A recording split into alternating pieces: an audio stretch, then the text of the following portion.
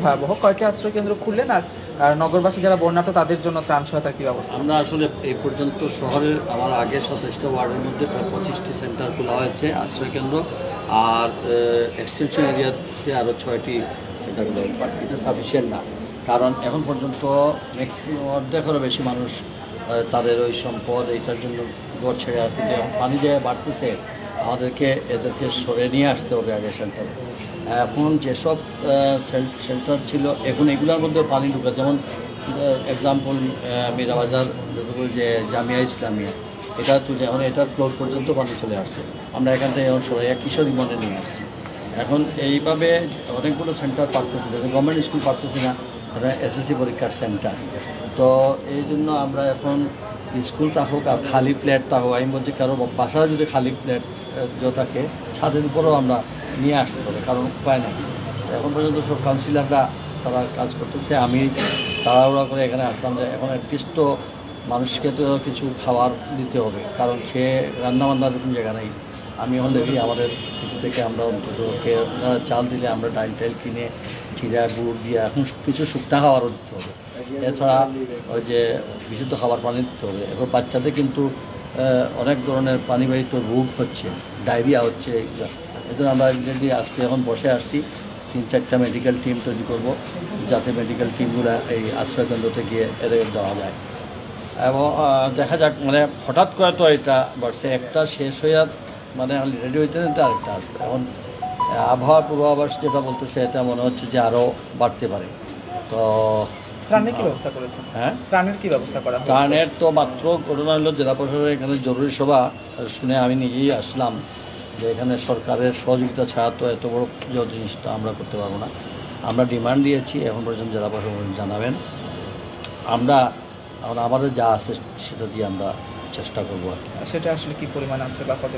আমরা এখন যাই থাকুক, আমি এখন মানুষের আশ্রয়কেন্দ্র তো খানি দিতে হবে, মিনিমাম একটা খানি খিচুড়ি তৈরি করে এই যে তৈরি করবো, এটাও তো এখন জায়গা তৈরি করতে হয়, লেবার আনতে হয়, মানুষ আনতে হইতেছে। মোটামুটি আমরা রাতের মধ্যে হয়তো আজকে রাত্রে কতটা এফোর্ড করে না পারলে আমি বলছি চিড়া গুড় অন্ততকে ড্রাই ফ্রুট দিয়ে হইলো এদেরকে দেওয়া হোক, আর কালকে থেকে আমরা মানে কিছু বন্যার তোর পাশাপাশি একটা সমস্যা রয়েছে যে সাপ্লাই পানিটা আসলে বন্ধ করে দেওয়া হয় নিরাপত্তার খাতিরে, পানির বিশুদ্ধতার খাতিরে।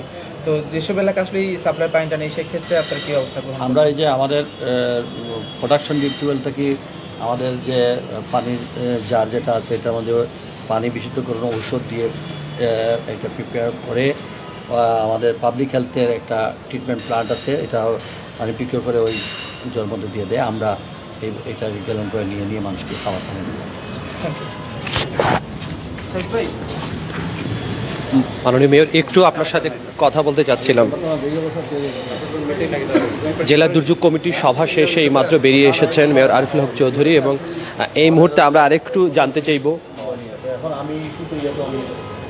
মাননীয় মেয়র একটু জানতে চাচ্ছিলাম যে আসলে এই যে দুর্যোগ কমিটির সভাটি হলো, সেই সভা শেষে আপনি একটি পরিকল্পনার কথা বলেছেন যে শহরে পানি না ঢোকার যে বিষয়গুলো আপনি উপস্থাপন করছিলেন, কিছুক্ষণ আগেই শুনছিলাম, সেটার পরিকল্পনাটি ঠিক কী ছিল?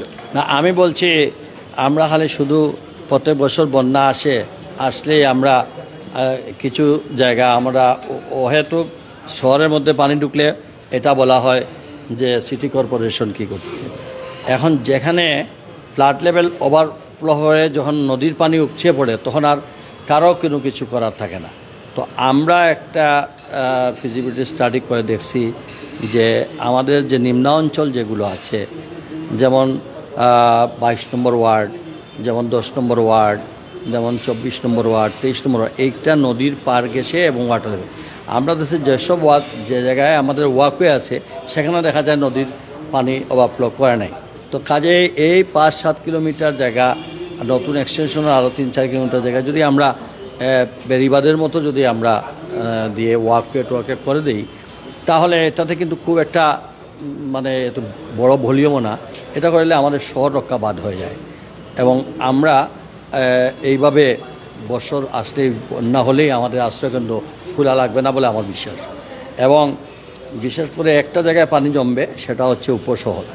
এটা আমাদের শহরেরও উঁচু জায়গা থেকে পানি গিয়ে দেবে, তো সেটা পাম্পিং করে আমরা আউট করে দেবো। এই হলো আমাদের বেসিক। এখন যদি পরিকল্পনা নিতে হয় সুরমা নদী খনন হবে, তো ওনার ওয়াটার ডেভেলপমেন্ট বোর্ডের কাছে দিয়ে তারা আরম্ভ করবে, বরাকের এখান থেকে শুরু করবে আপাতত বৈরব পর্যন্ত। এটার ফিজিবিলিটি স্টাডি অ্যাসেসমেন্ট করতে করতে আরও অনেক বন্যা চলে আসবে, আর এটা ভলিউম হয়ে যাবে অনেক বড়, কয়েক হাজার কোটি টাকা। তো সেটা বাস্তবায়ন হওয়া একটা ভেরি টাফ ব্যাপার। আমি বলছি যে আমাদের 30-40 কোটি টাকা বা 50 কোটি টাকার মধ্যে আমাদের এই নদীর উভয় পার বরেখান দিতে কিছু জায়গা আমাদের এইসব জায়গা, তাহলে আমরা কিন্তু একদম শহরটা বেঁচে যায়, আমাদের প্রত্যেক বছর এই হয়রানি করতে হয় না। আপনি দেখেন নদীর পানি নামার সঙ্গে সঙ্গেই কিন্তু আমার পানিগুলা নেমে যাচ্ছে। অথচ কিছু লোক বলেন জলবদ্ধতা হয়তো তখন যখন হাওয়াপাড়ায় পানি উঠতো, জলবদ্ধতা হইতো যখন আপনার শিবগঞ্জে পানি উঠতো, জলবদ্ধতা হইতো যখন আপনার বারুদখানায় পানি উঠতো, এইসব জায়গায় পানি উঠতো তখন বলে। এখন Taltala nearest by the Surma নদী সড়া ওভারফ্লো করে এখানে আসতেছে। আরেকটা হচ্ছে আপনার এই মাসিমপুর দেরোদন একদম নিয়ারেস্ট নদী ওভারফ্লো করে চলে আসতেছে, সেখানে কারো কিছু করার নেই। অনেকেই বলছিলেন যে অনেকেই আসলে যে পুনর্বাসন কেন্দ্র সেখানে নিয়ে আসা যাচ্ছে না, বা সাপের উপদ্রবের কথাও আপনি বলছিলেন, সেগুলো আসলে ঠিক কীরকম? এখন এই ধরনের যত তো আসে, কিন্তু এখানে প্রিভেন্টিভ কী নেওয়া যায়, যারা এটার এক্সপার্ট তাদের অপিনিয়ন নিয়ে আমরা আমাদের কাজটা শুরু করব। ধন্যবাদ আপনাকে। দর্শক, জেলা দুর্যোগ কমিটির ব্যবস্থাপনা কমিটির সভা শেষে এইমাত্র বেরিয়ে এলেন মেয়র আরফুল হক চৌধুরী, এবং সিলেট সিটি কর্পোরেশনের যে বন্যা পরিস্থিতি, সেই বন্যা পরিস্থিতি থেকে উত্তরণের জন্য তিনি একটা সমাধান চেয়েছেন। আসলে এখানে যারা ব্যক্তিবর্গ আছেন তাদের কাছ থেকে তিনি বলেছেন শহরের যেসব জায়গা দিয়ে আসলে নদীর পানি শহরে প্রবেশ করে, সেই সব জায়গা দিয়ে যেন খুব দ্রুততম সময়ের মধ্যে যদি বাঁধ নির্মাণ করা সম্ভব হয়, তাহলে কিন্তু শহরে আর পানি ঢুকবে না এবং শহরের মানুষজন কিন্তু এই অকাল বন্যার হাত থেকে রক্ষা পাবেন। দর্শক, আমরাও আশা করব এরকম সুচিন্তিত পরামর্শকে কাজে লাগিয়ে যারা সংশ্লিষ্ট কর্তৃপক্ষ আছেন তারা এই ব্যাপারে সুদৃষ্টি দেবেন এবং সিলেটের মানুষজনকে বন্যার এই ভয়াবহতা থেকে রক্ষা করবেন। আপনাদেরকে জানাচ্ছিলাম বন্যা পরিস্থিতির সর্বশেষ খবর। আমি হাসান মোহাম্মদ শামীম, ক্যামেরা ছিলেন আহমেদ শাহিন। দেখা হবে অন্য কোনো লাইভে। সে পর্যন্ত সবাই ভালো থাকুন, সুস্থ থাকুন এবং লাইভটি ভালো লেগে থাকলে অবশ্যই শেয়ার করতে ভুলবেন না। খোদা হাফেজ।